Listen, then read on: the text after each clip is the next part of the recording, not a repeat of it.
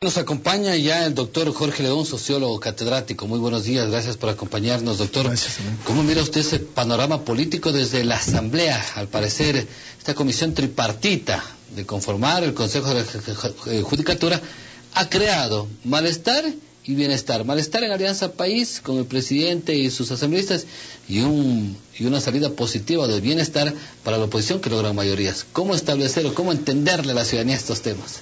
Bueno, desgraciadamente hemos vuelto a oír palabras como que es la práctica de la partidocracia, pero lo hace tanto Acuerdo País como los otros y es algo normal que se hagan negociaciones para obtener mayorías. Somos un país que tiene varias tendencias, fraccionado políticamente, no hay partidos, Acuerdo País no es partido. En realidad hay pocas organizaciones que podríamos decir partido, MPD puede ser un partido. Y entonces las posiciones ideológicas y políticas no son tan definidas, claras, es flexible esa posición. Esto hace que las negociaciones se vuelven más fluidas, cuanto más que desgraciadamente para el Ecuador hay un sinnúmero de grupos locales que no tienen definición ideológica. En principio encarnan la región o la provincia, pero sin definición clara de lo que conviene hacer ni para su provincia ni para el país. Y claro, son mutantes, diría, ¿no? Pueden pasar de una organización a la otra. Y entonces nos encontramos con esa situación. Por lo mismo, los calificativos de que es práctica partidocracia no vienen al caso. Cuanto más que dentro de Acuerdo País se hace lo mismo. Y es inevitable, puesto que Acuerdo País no tiene gran definición ideológica. ¿Y qué tipo de política vivimos entonces? Justamente, el hecho de que lo que tenemos es un presidente que tiene una posición fuerte, un reconocimiento fuerte, esa es la tradición caudillista, ¿no? Y que puede imponer a su bancada sus posiciones.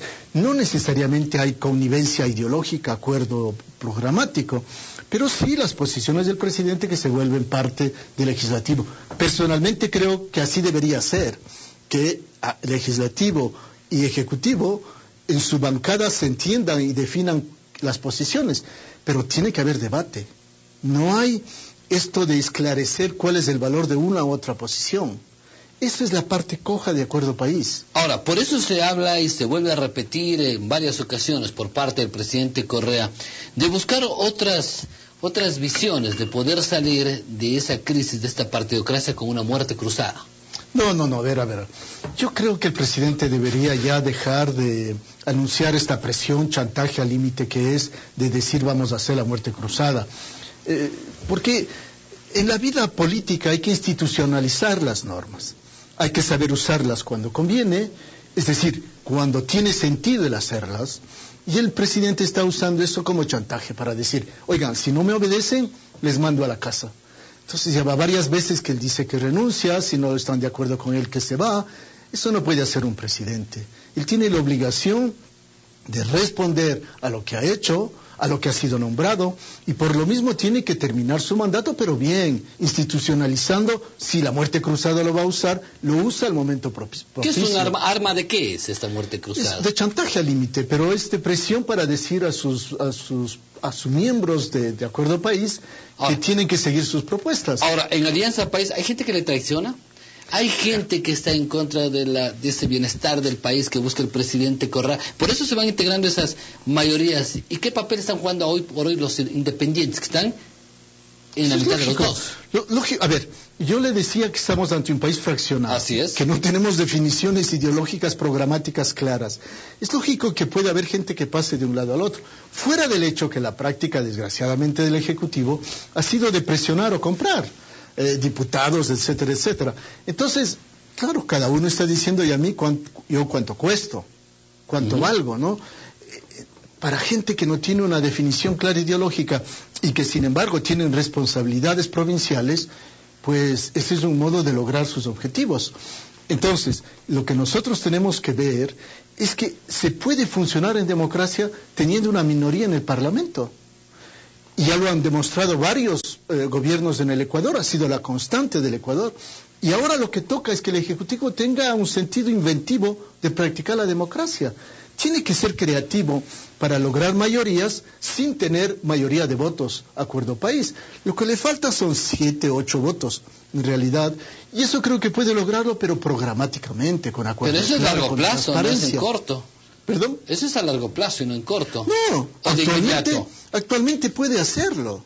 De modo que a mí me parece una reacción inapropiada el decir que cómo es posible que la mayoría se haya unido el viernes para cambiar el orden del día. Yo no creo que sea una mayoría fija, en primer lugar.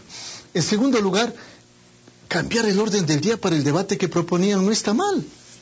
¿Qué de malo es que haya ese debate, esa transparencia? Yo creo que esa idea del Ejecutivo de que los tiempos que define el Palacio de Carondelet son los buenos, en política son inapropiados. Porque es más importante lograr acuerdos y consensos que decir, me hacen esto antes del 30 porque si no después se pega el pastel.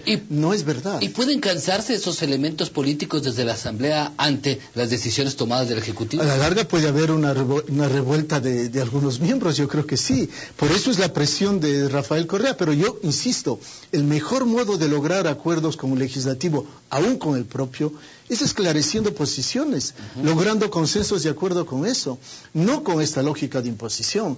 A mí me parece que los tiempos del Ejecutivo son siempre un poco electoralistas, digamos, ¿no?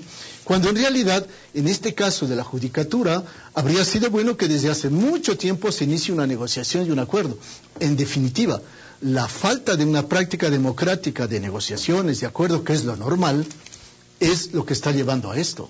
Cuando habría sido muy adecuado que desde el momento que ganaron la gente del legislativo, el referéndum me refiero, la gente del legislativo inicie negociaciones con la oposición para lograr una mayoría.